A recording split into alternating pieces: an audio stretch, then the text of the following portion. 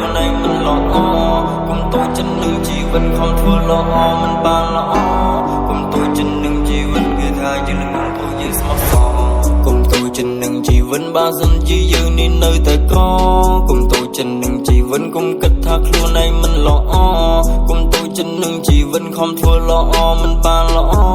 កុំទូចចិត្តនឹងជីវិតគឺថាយើងនឹងព្រោះយើងស្មោះសរវិធីខ្ញុំដើរតែឯងគ្មានម៉ែឪមកជួយជ្រំជ្រែងខ្ញុំរកសំលេងខ្លួនឯងគ្មានអ្នកណាប្រាប់ទោះបីវង្វេងខ្ញុំដើរទាំងគ្មានគោលដៅទោះជើងដំបើក៏មិនរីរេទោះហត់ក៏នៅតែស៊ូខ្ញុំប្រាប់ខ្លួនឯងថាមិនន័យទេស្បែកខ្ញុំក៏វាមិនស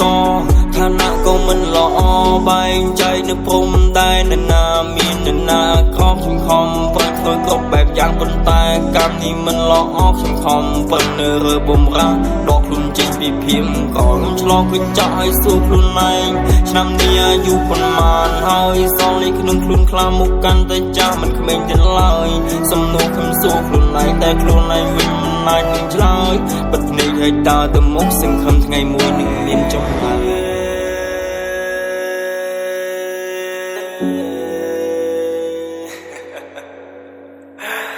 នឹងមែនជីវិត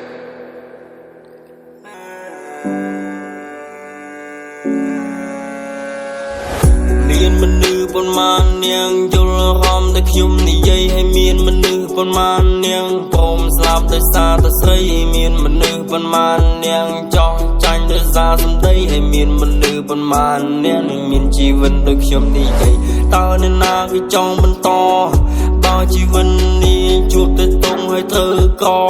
វាសនាក៏មិនល្អតម្រូវឲ្យធ្វើជាទាសករហើយបាក់គឺជាចៅវាដាក់តនកម្មតែពួននៃកៀងពេញដែលខ្ញុំនិយាយយកពិតនេះមកសរសេររៀបរាប់ឲ្យតែងសេចក្តីមិនងាយស្រួលដូចនាងកន្ទេនាងក៏តែងតែលំបាកចំណែកនឹងមានមិនដូចយ៉ាងទេលុយចាយក៏មិនខ្វះចំណែកយើងវិញវាគ្មាន